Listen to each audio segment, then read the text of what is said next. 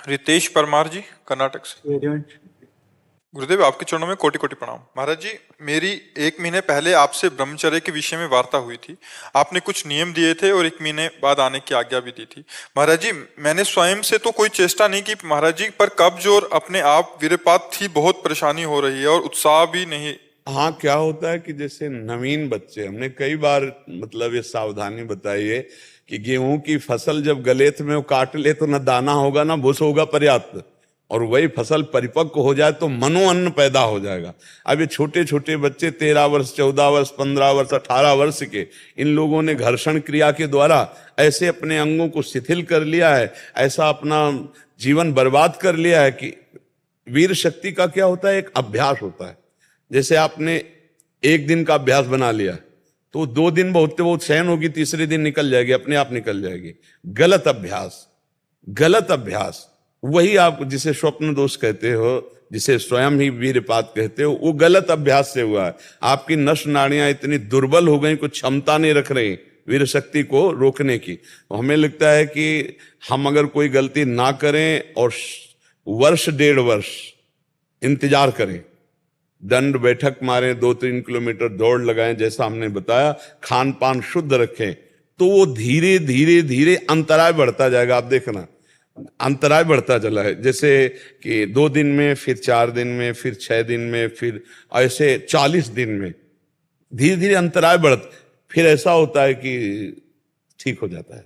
अगर कोई हरकत गलत ना करे तो ठीक हो जाता है, ये पक्का ठीक हो जाएगा, आप उसके विषय में चिंता न करें। पर ये अभ्यास अभी आपको लंबे समय तक झेलना पड़ेगा, क्योंकि आपने छोटी अवस्था में गलत आचरणों के द्वारा वीरपात आदि दोष जो किए, जिससे घर्षण क्रिया आदि है, तो उससे नस नाड़ियां शिथिल हो जाती है।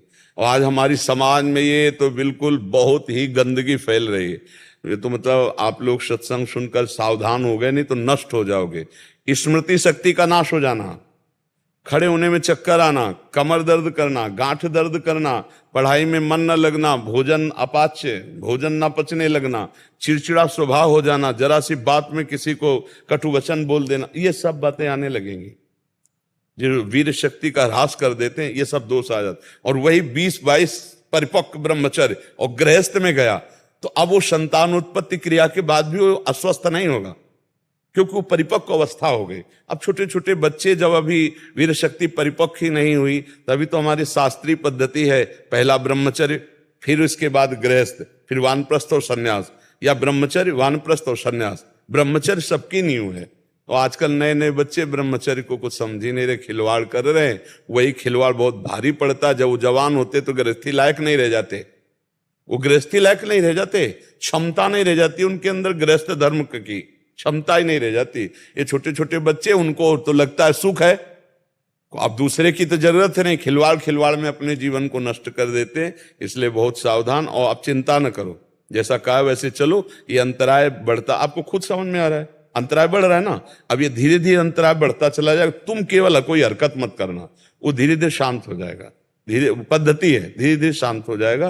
बस आप जैसा हमने व्यायाम और जैसी दिनचर्या बताई वैसा करो। आपका चेहरा भी इस समय ठीक हो रहा है, जैसे वो जो लक्षण होते हैं ना, हाँ अब वो सुधार में है। बहुत धैर्य पूर्वक चलो, बस गंदे बच्चों का संग न करना। मोबाइल रखते हो पास?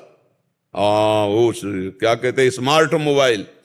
स्मार्ट मोबाइल चाहे जितने स्मार्ट हो तुम्हें गिरा देगा, पक्का समझो, क्योंकि उसमें देखने सुनने की इच्छा हुई, गलत आचरण वाली बातें देखी, बच्चे भ्रष्ट हो जाते। छोटे छोटे बच्चों में गंदी गंदी आदतें आ रही। अपने परिवार वाले जो अपने बच्चों को उन्नति चाहते हैं उनको बचावें, नहीं तो संकोच ना करें। प्रायः इस विषय की चर्चा नहीं की जाती, क्योंकि संकोच किया जाता है क्या इस विषय की चर्चा। हमें लगता है माता पिता को चाहिए कि अपने बच्चों को बैठाल कर दोस्तवत बात करें, जैसे मित्र से बात की जाती है ना, कि देखो ऐसी कोई बात हो तो हमें बता दो, ऐसी गंदी बात मत करना, इससे तुम्हारी बड़ी हानि है। चाहे बच्चा हो चाहे बच्ची है, जो गर्लफ्रेंड बॉयफ्रेंड, ये जो गंदी बातें चली ना, मिलकर के उन बच्चों से उनके जीवन को सुधारो।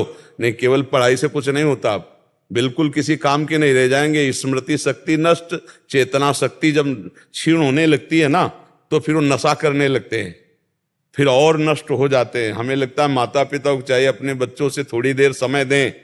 पैसा कमाना ये सब कुछ नहीं है, आधा घंटा कम से कम अपने बच्चों के पास बैठे उनसे प्रेम का व्यवहार करें। माता पिता का व्यवहार तो है, एक दोस्त का व्यवहार करें, उनसे बात करें, उनको ऐसा लगने लगे कि पापा से हम बात करेंगे तो हमारी समस्या का समाधान हो जाएगा। ऐसा ना हो कि पापा जान जाएंगे तो मार डालेंगे। इतना भय नहीं देना चाहिए बच्चों को। बच्चों को इतना प्यार देना चाहिए कि उनको लगे कि मेरी हर समस्या का समाधान मेरी मम्मी है, मेरे पापा है। तो वो अपनी गलतियां जब सामने रखें, आप उनका अध्यात्म के द्वारा, बुद्धि के द्वारा अगर संभाले तो बच्चे उन्नतिशील हो जाएंगे। तो ये छोटे छोटे बच्चे जो गंदे आचरणों में जा रहे हैं, माता पिता को चाहिए संकोच ना करके उनसे खुल के बात करके और उनकी इन कमियों को सामने रखकर उनको संभाला जाए, नहीं तो आगे उनका जीवन चरित्र बहुत बिगड़ जाएगा, फिर वो संभल नहीं पाएंगे। सोच शक्ति खत्म हो जाती है। जब 20 वर्ष तक अगर बचा ले गए तो फिर वो गृहस्थी में भी जाएंगे, कुछ उनका बिगड़ने वाला नहीं। 20 वर्ष के पहले ब्रह्मचर्य बहुत घातक है नाश करना। और आजकल 13, 14, 15 वर्ष की अवस्था से ही बच्चे इधर उधर सब करने लगते हैं। तो माता पिता को चाहिए, गुरुजनों को चाहिए, टीचर को चाहिए ऐसी शिक्षा दे। अब ऐसी डॉक्टर लोग शिक्षा देते हैं, हमको बच्चों ने बताया कि डॉक्टर लोग ऐसी शिक्षा देते हैं कि ऐसा करने से स्वास्थ्य बढ़ता है। अरे कैसे स्वास्थ्य बढ़ता है? जो ब्रह्मचर्य नहीं हो स्वास्थ्य बढ़ जाएगा? ये बहुत गलत गलत शिक्षाएं देती है। कुछ ऐसे सीरियल हैं, कुछ ऐसी मतलब फिल्में हैं जिनके देखने से बच्चों को प्रोत्साहन मिलता है गलत कार्यों के लिए, उनको प्रोत्साहन मिलता है ब्रह्मचर्य त्याग का। तो ब्रह्मचर्य त्याग से किसी को लाभ मिले ऐसा आज तक तो हमने नहीं। हाँ, गृहस्थ धर्म के अनुसार वो फिर जब सयाने हो जाए तब बच्चापन में बहुत संयम से चलना चाहिए।